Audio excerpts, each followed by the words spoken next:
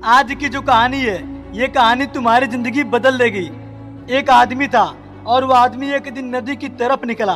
जब वो नदी पर पहुंचा तो देखा यहाँ पर 10-12 लोग बैठे हैं। तो आदमी ने सभी लोगों के सामने एक बड़ा चैलेंज रखा कि जो भी इंसान इस नदी को पार करेगा उसे मैं 1 लाख रुपए दूंगा।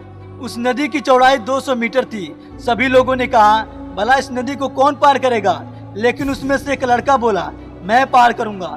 तो आदमी ने कहा ठीक है। तो लड़का जल्दी से कपड़ा निकालकर पानी में कूदा और तैरना शुरू किया। जब वह तैरते तैरते 30 मीटर तक पहुंचा तो उसने खुद से कहा मैं तैर लूंगा ना। तो अंदर से जवाब आया हाँ तैर लूंगा। फिर जब तैरते तैरते 50 मीटर तक पहुंचा तो फिर खुद से कहा यार मैं तैर लूंगा ना। ये कहकर तैरता रहा और जब तैरते तैरते 80 मीटर तक पहुंचा तो उसे लगने लगा लगता है नहीं तैर पाऊंगा। फिर भी तैरता रहा और जब 100 मीटर तक पहुंचा तो उसने खुद से कहा यार मैं नहीं तैर पाऊंगा, मेरे बस की बात नहीं, मुझे लौट जाना ही बेहतर है वरना डूब के मर जाऊंगा। वो ऐसा इसलिए बोल रहा था क्योंकि वो लड़का नदी के बीचों बीच पहुंच गया था।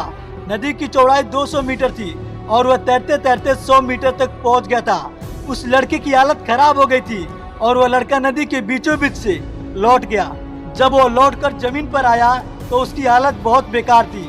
वह बहुत तेजी से हाँफ रहा था और हाँफते हाँफते उस आदमी से कहा मैं नहीं पार कर पाऊंगा, मेरे बस की बात नहीं। तब वो आदमी हंसते हुए बोला इस नदी की चौड़ाई 200 मीटर है और तुम कहाँ तक पहुँचे थे। तो लड़के ने बोला 100 मीटर तक। फिर आदमी ने कहा और तुम्हें आने में कितनी दूरी तय करनी पड़ी। तो लड़के ने कहा 100 मीटर। फिर आदमी ने बोला दोनों मिलाकर कितना हुआ। तो लड़के ने कहा 200 मीटर। तो आदमी कहा जब नदी 200 मीटर चौड़ी है और तुम 200 मीटर तैरे हो तो नदी कैसे नहीं पार हुई। तो लड़का सोच में पड़ गया कि ये सही बोल रहे हैं। तब आदमी ने कहा जितना वक्त और जितनी दूरी तुम नदी के बीचों बीच जाकर वहाँ से वापस आने में तय की हो, अगर उतना ही वक्त उतनी ही दूरी नदी के बीचों बीच से वापस ना आकर बल्कि आगे बढ़ने में लगाए होते तो तुम नदी पार कर ली होती और 1 लाख रुपए जीत लिए होते। इस कहानी से हमें यह सीख मिलती है कि हमें अपनी मंजिल को बीच रास्ते में नहीं छोड़ना चाहिए, क्योंकि बीच रास्ते में छोड़कर वापस आने में उतना ही वक्त लगेगा जितना वक्त आगे बढ़कर कामयाब होने में लगेगा। इसलिए अपनी मंजिल को आधे रास्ते में मत छोड़ना। वीडियो के अंत में बस इतना ही कहूँगा, जब भी तुम्हारा मन डिमोटिवेट होने लगे तो एक बार इस कहानी को सुन लेना। जय हिंद, जय भारत।